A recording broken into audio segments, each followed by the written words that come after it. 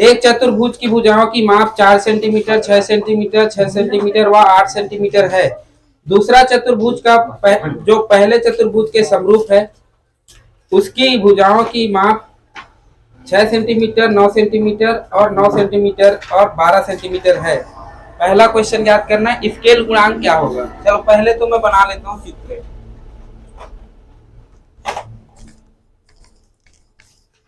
4 centimetre, उसके बाद 6 centimetre थोड़ा बड़ा, हाँ, और फिर 6 सेंटीमीटर, फिर थोड़ा बड़ा, हाँ 8 सेंटीमीटर। ये थोड़ा से 8 सेंटीमीटर के लिए ऐसे रहेगा, तो 8 सेंटीमीटर। ठीक है, उसी प्रकार से इसको भी बना देते हैं।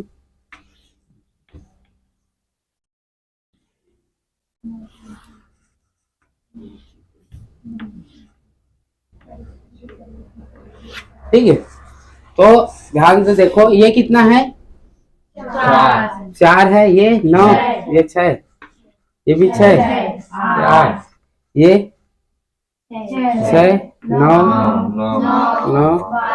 12। ठीक है, इस तरीके से दो समरूप दिख रहे हैं, समरूप चतुर्भुज दिख रहे हैं। क्लियर है, यहाँ तक आया समझ। ठीक है, मैं अपने आकलन से ऐसी बना दिया हूँ। ये 4 है तो छोटा रहेगा, थोड़ा सा बड़ा, फिर उसी बराबर, थोड़ा से 8 है तो थोड़ा ज्यादा बड़ा। ठीक है, इसमें भी वही किया हूँ। ठीक है, यहाँ तक आया समझ। चलो, तो अपने को पहला क्वेश्चन क्या बोला है, पहला क्या याद करना है। अच्छा, इसमें ABCD के फॉर्म में दिया है क्या, क्वेश्चन नहीं दिया ना। तो पहला स्केल गुणांक याद करना है। तो स्केल गुणांक पता है ना, संगत भुजाओं के अनुपात, क्या अनुपातों को ही क्या बोलते हैं हम लोग, स्केल गुणांक बोलते हैं कि नहीं बोलते। तो संगत भुजा 9।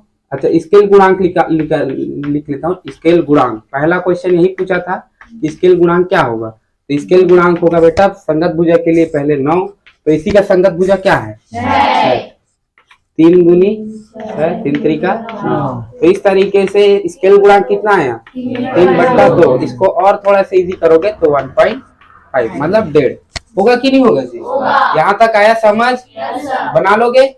चलो, उसी प्रकार से यदि ध्यान दें तो, और दूसरा क्वेश्चन क्या बोला अपने को, सेकंड क्वेश्चन क्या, दोनों त्रिभुज के परिमाप क्या भैया, दोनों चतुर्भुज के परिमाप बोला है। 4, 6, 10, 10, 6, 16, 16, 8 कितना होता है, 24 होता है कि नहीं होता। तो पहले वाले का यदि मैं देखूं तो पहले वाले का कितना हो जाएंगे बेटा, 4 + 6 + 6 + 8। तो इस तरीके से आंसर हो जाएगा कितना, 24। तो पहले वाले के चतुर्भुज के जो परिमाप है कितने होंगे, 24। उसी प्रकार से यदि दूसरे का पूछूं तो दूसरे का हो जाएगा 6 + 9 + 9 + 12 होगा। चलो, 9 दूनी 18, 18 12 कितना होता है, 30 और 36।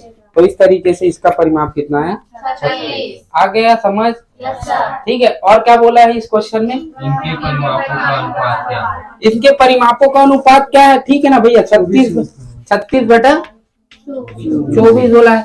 तो यहाँ पर देख लेते हैं, 12 दूनी 24, 12 तिया 36, यही होगा 36/24। तो 12 दूनी 24, 12 तिया 36, कितना आया, 3/2। इसको और इजिली सिंप्लीफाई करें तो कितना आ जाएगा, 1.5।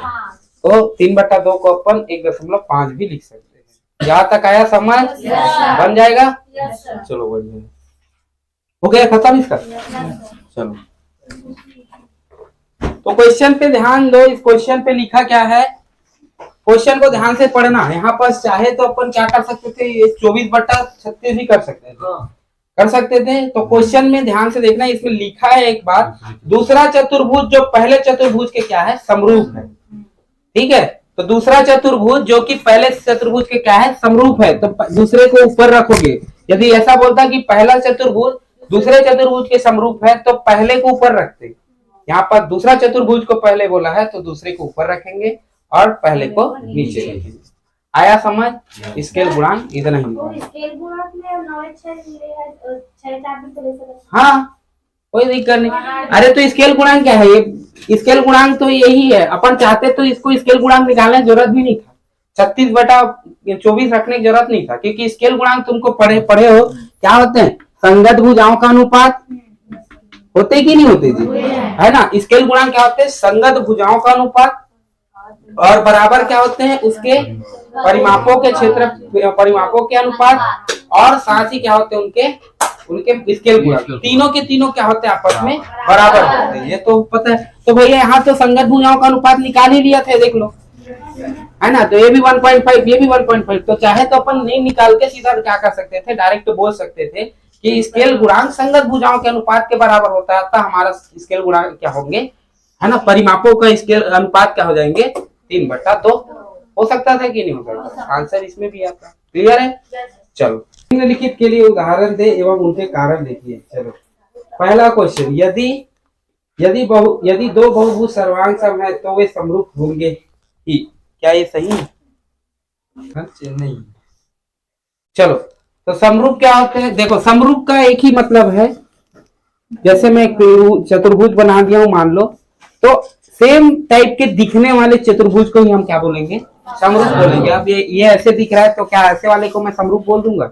नहीं बोलूंगा, है ना। तो सेम ऐसे दिखने वाले को हम लोग क्या बोलते हैं, समरूप बोलते हैं, है कि नहीं। तो एक बात बताओ, और सर्वांग सम क्या बोलते हैं, इसी साइज के रहेंगे, एक दूसरे को इसी साइज के रहेंगे। क्लियर है, इसी साइज के रहेंगे, ये भी इसी साइज का है, ये भी इसी साइज का है, सेम एक एंगल है, तो इसको हम लोग क्या बोलते हैं, सर्वांग सम। तो दिखने में क्या है, दोनों सेम नहीं दिख रहे, है ना। तो हम बोल सकते हैं कि सर्वांग सम क्या होते हैं, समरूप होते हैं। समझ आया, सर्वांग सम जो भी आकृति दिख रहे हैं वो दिखने में दोनों, जैसे दो आकृति ऐसे सर्वांग सम है, तो हम बोल सकते हैं कि दोनों आकृति समरूप भी है। क्लियर है। लेकिन ऐसे नहीं बोल सकते कि हर समरूप त्रिभुज या हर समरूप बहुभुज सर्वांग सम होंगे, ये गलत हो जाएगा। समझ आया, क्योंकि तुम लोग को पता होना चाहिए कि मान लो एक त्रिभुज बनाया, एक ऐसा वाला छोटा वाला, क्लियर है, और एक बड़ा वाला, दिखने में तो दोनों सेम है ना, तो इसको हम लोग समरूप बोलेंगे लेकिन सर्वांग सम नहीं बोलेंगे। क्लियर है। हाँ, लेकिन यदि इसी साइज का एक और ऐसे बना दो त्रिभुज, तो सर्वांग सम है, दोनों सेम है, एक दूसरे को पूरी तरह से ढक लेंगे, है ना, और दिखने में भी क्या है, सेम। तो हम लोग बोल सकते हैं कि सर्वांग सम वाले जितने भी बहुभुज है उसको हम लोग समरूप बोल सकते हैं, लेकिन जरूरी नहीं कि समरूप वाले जितने भी बहुभुज है वो सर्वांग सम हो। क्लियर है, जरूरी नहीं है।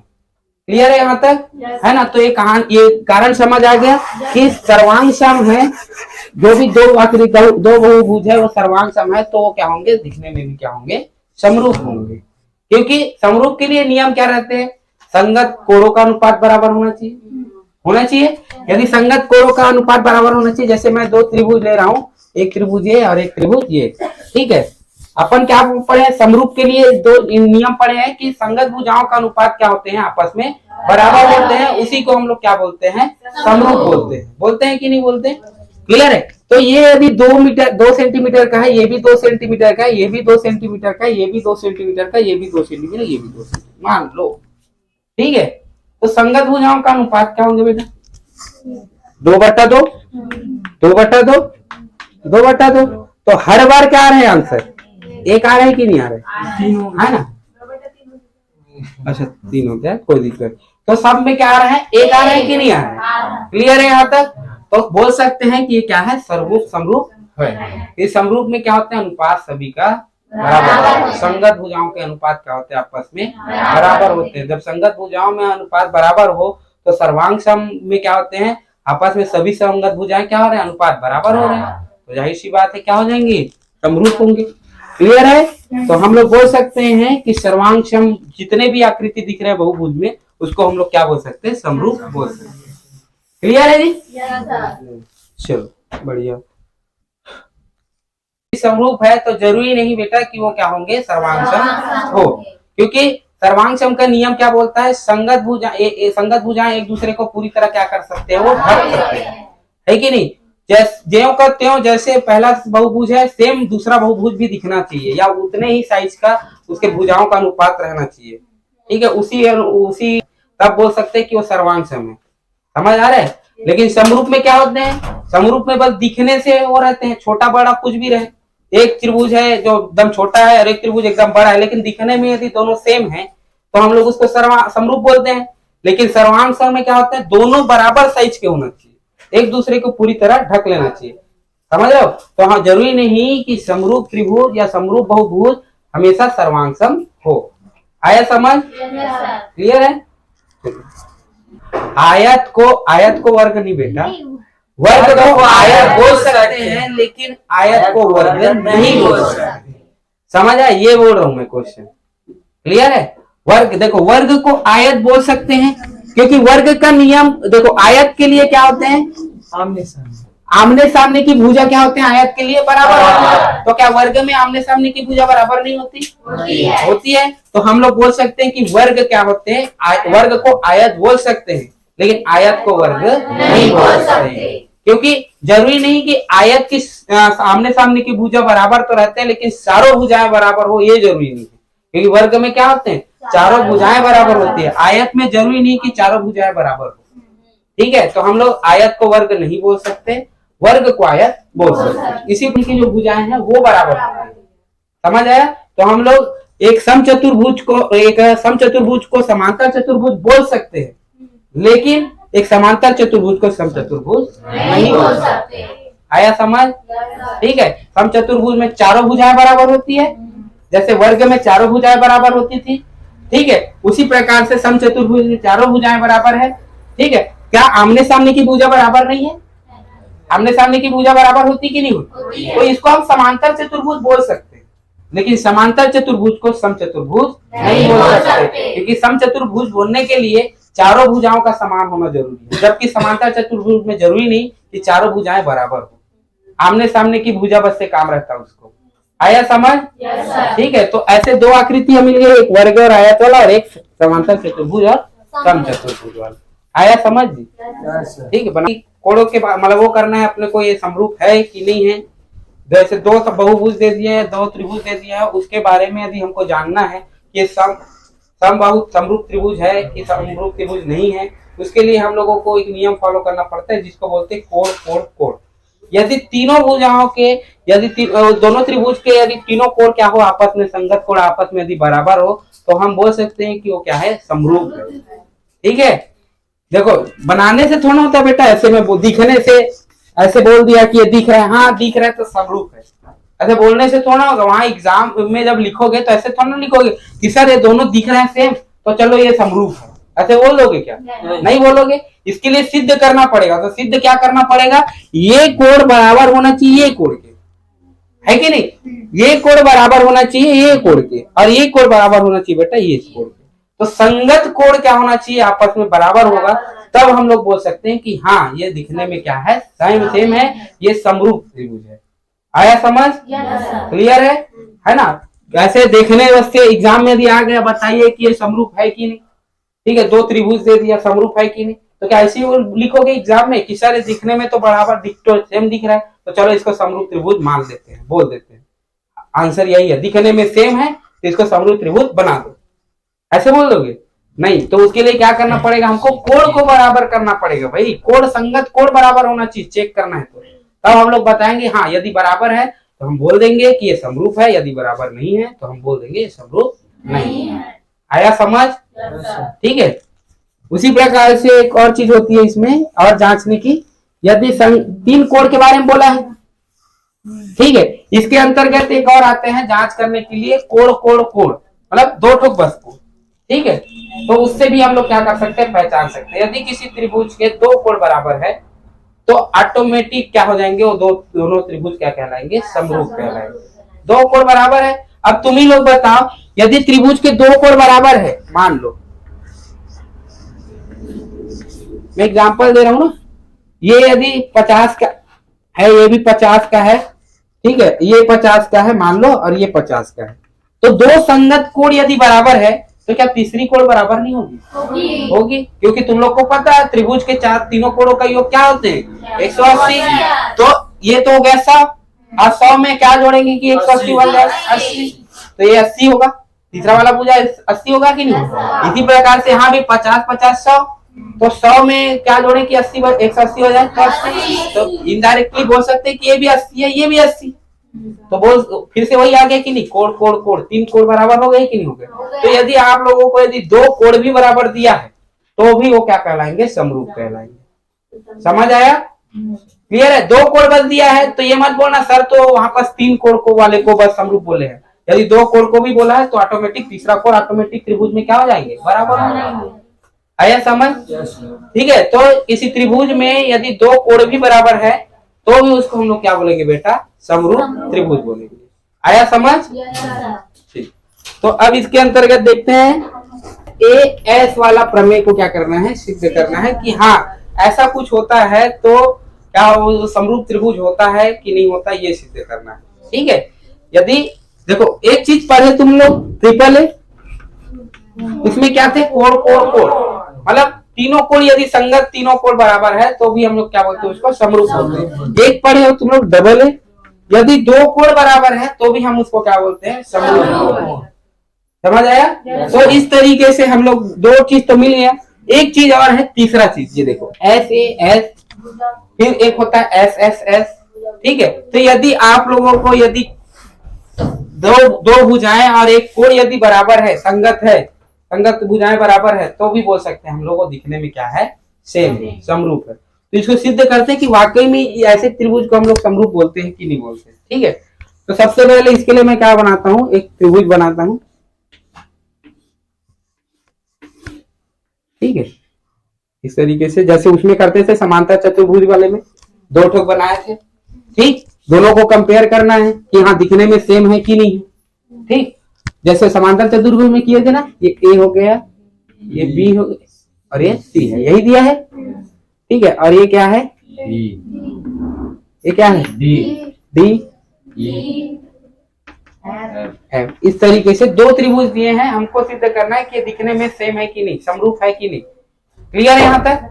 ठीक है, तो जैसे समांतर चतुर्भुज में क्या करते थे अपन, छोटे वाले को इसमें ला के बना देते थे कि नहीं बनाते थे, सेम यहाँ भी वही करेंगे, कोई चेंजेस नहीं है। समझ आए?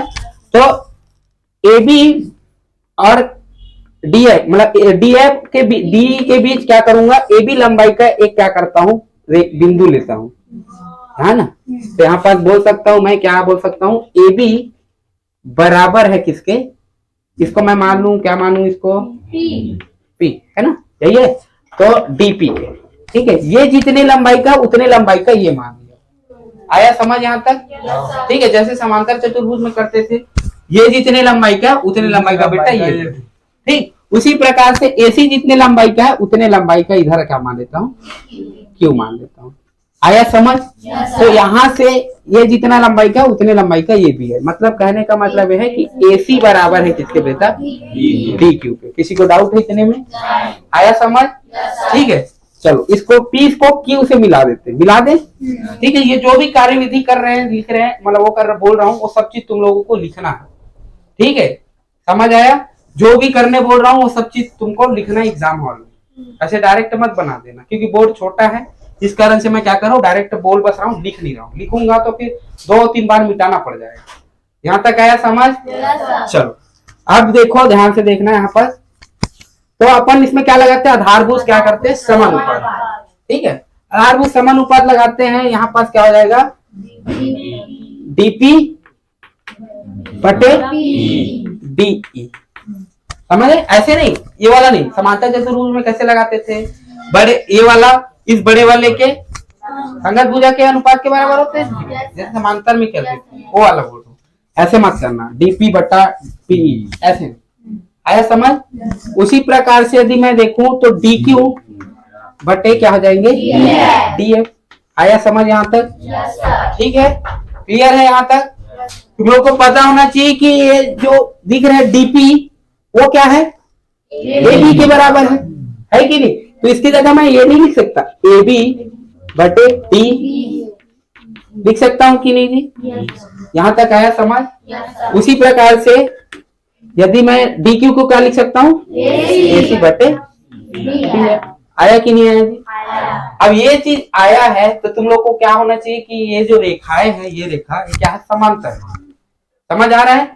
समांतर है कि नहीं है, देख लो, ए बी बटा डीई। ए बी कहाँ है, ए बी मतलब ये वाला, और क्या है, डी है, डी। और इसी प्रकार से ये क्या है, ए सी बटा डी है। यहां तक आया समझ? तो तुम लोग को पता होना चाहिए कि जब ऐसे हो रहे तो ये डायरेक्ट इस त्रिभुज को उठा के मैं कहाँ रखा हूं, यहाँ रखा हूं, रखा हूं, तो जैसे रखा हूं तो ये जो रेखाएं हैं ये क्या होते हैं आपस में समांतर। यहाँ तक आया समझ। सेम समांतर चतुर्भुज में यही किया हूं, मैं करता हूं कि नहीं करता हूं, ठीक है, सेम टू सेम। तो समांतर चतुर्भुज में इधर छोटा वाला समांतर चतुर्भुज रहता था, उसको अपन बड़े वाले समांतर चतुर्भुज में छाप देते थे। उसी प्रकार से त्रिभुज वाले केस में भी क्या करेंगे, ये छोटा वाले को इसके अंदर बनाया हो, बस नाम में क्या है फर्क है। यहाँ तक आया समझ, ठीक है। उसमें ए डेस मान ए थे, उसको ए डेस मान लिए थे, बी थे उसको बी डेस मान लिए थे, सी थे उसको सी डेस मान लिए थे। यहाँ पर अपन क्या मान लिए, ए को मतलब डी डी डी ही रहा, ठीक है। पी को देखा जाए तो पी के जगह बी के जगह क्या रख दिया पी, और क्यू के जगह सी के जगह क्या रख दिया क्यू, बस कहानी वही, ठीक है। और ध्यान से समझो, यहाँ पर बोला है एस एस ए, यही बोला है। तो एस एस ए मतलब बेटा ये जितना कोण है उतना कोण क्या होंगे, ये बराबर। यहाँ तक आया समझ। देखो ध्यान से समझो, एस मतलब होता है भुजा से रिलेटेड। दो संगत भुजाओं का क्या होना चाहिए, अनुपात समान होना चाहिए। दो संगत भुजाएं कौन, ए बी बटा डी, समझ आए। उसी प्रकार से ए सी बटा डी है। तो दो संगत भुजाएं अनुपात बराबर हो गए कि नहीं हो गए, एस एक एस ये वाला और एक एस ये वाला, आया समझ, ठीक है। और एक एंगल बराबर है, देख लो दोनों में। ये बड़े वाले में यदि तुम पी डी या पी डी क्यू लेना चाहो और बड़े वाले को लेना चाहो तो दोनों में, दोनों के लिए उभयनिष्ठ कोण ये है कि नहीं है, देख लो है कि नहीं। मतलब ये जो कोण है छोटे वाले में भी आ रहा है।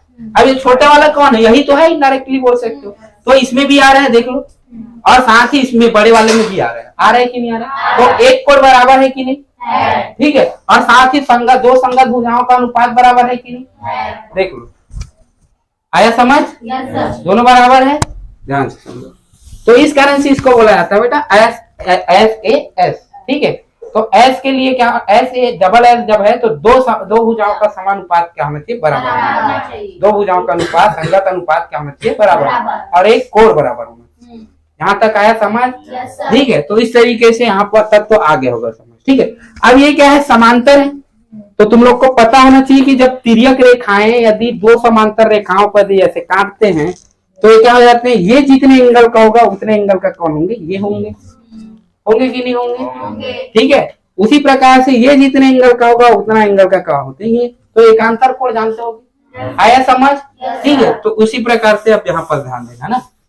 अच्छा, यहाँ पर एक चीज और लिख लेना, कोण ए बराबर है किसके, कोण डी के, है कि नहीं, देख लो भाई, आया समझ यहाँ तक। चलो अब एक चीज और देखो, इसमें ये तो हो गया। अब क्या है यहाँ पर, क्या बचा है अपने को, क्या सिद्ध करना है, हाँ तिर्यक रेखा वाला। तो ये तिर्यक रेखा है कि नहीं, देख लो ये तिर्यक। तो ये जितना कोण बनाएगा उतना कोण ये रहेगा कि नहीं रहेगा, रहेगा। तो कोण पी बराबर होंगे किसके, कोण ई। उसी प्रकार ये भी तो तिर्यक रेखा है, ये जितना एंगल होगा उतना एंगल ये होगा कि नहीं होगा, होगा कि नहीं होगा। तो उसी प्रकार से कोण कौन सा, कोण एफ बराबर क्या होंगे, कोण क्यू के। अब एक बात बताओ, दो कोण बराबर हो गए, ठीक है।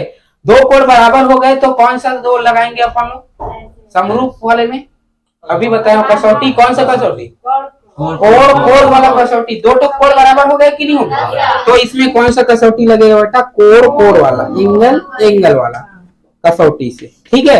तो तुम लोग को पता है जब दो एंगल बराबर होते हैं तो क्या हो जाते हैं, दो त्रिभुज आपस में समरूप हो जाते हैं। तो इस कारण से हम लोग क्या बोल सकते हैं, त्रिभुज ए बी सी समरूप है। समरूप का चिन्ह ऐसे रहता है, त्रिभुज किसके, डी ई एफ के। सिद्ध हुआ कि नहीं हुआ, यही सिद्ध हुआ, समझ आया। मतलब कोण कसौटी से हमको क्या सिद्ध करना था कि ये जो त्रिभुज है ना, एस ए एस, ये क्या होते हैं, समरूप होते हैं कि नहीं होते। तो एस ए एस यदि समरूप है तो यहाँ पर बोल सकते हैं कि हाँ, क्या मतलब एस ए एस यदि फॉलो कर रहे हैं तो हम लोग बोल सकते हैं कि ये त्रिभुज क्या है, आपस में समरूप है। क्लियर है। यदि आपको यदि त्रिभुज पहचानना है तो पहला तो समरूप है कि नहीं, तो पहले तो तीनों कोण बराबर होना चाहिए, पहला नियम पढ़े। दूसरा नियम क्या पढ़े, दो कोण बराबर होना चाहिए, ये दूसरा नियम पढ़े। तीसरा नियम ये है कि यदि दो भुजाओं का, संगत भुजाओं का अनुपात यदि बराबर है और साथ ही एक कोण बराबर है तो भी वो क्या कहलाएंगे, समरूप है। आया समझ, ठीक है। अब तीसरा चीज देखेंगे इसी के अंतर्गत, डबल एस और ट्रिपल है ना, तीन ठोक एस अब इसका मतलब समझ, और तीन टोक मतलब तीनों संगत भुजाएं क्या होना चाहिए आपस में बराबर होगा, तब भी वो क्या कहलाएंगे समरूप। तो एक्चुअल में होता है कि नहीं होता वो देखेंगे सीधे करके। ठीक है, यहाँ तक आया समझ? ये कहानी समझ आया? सेम समांतर चतुर्भुज टाइप का वो करना है, जैसे इसमें इसको उठा के अपने को यहाँ बनाना है। आया समझ? बन जाएगा? किसी डाउट है क्या इसमें लाइन में? देखो आ जाएगा समझ, डरने वाली बात नहीं है, कुछ नहीं बोलूंगा क्योंकि इजी है, इसमें ज्यादा कुछ और नहीं करना है तुमको। ये जो कहते हो ये जितनी लंबाई का उतनी लंबाई का यहाँ बनाना है, ये जितनी लंबाई का उतनी लंबाई का यहाँ बनाना है ना? जाहिर सी बात है, ये कोड और ये कोड क्या हो जाएंगे आपस में। आया समझ? ठीक,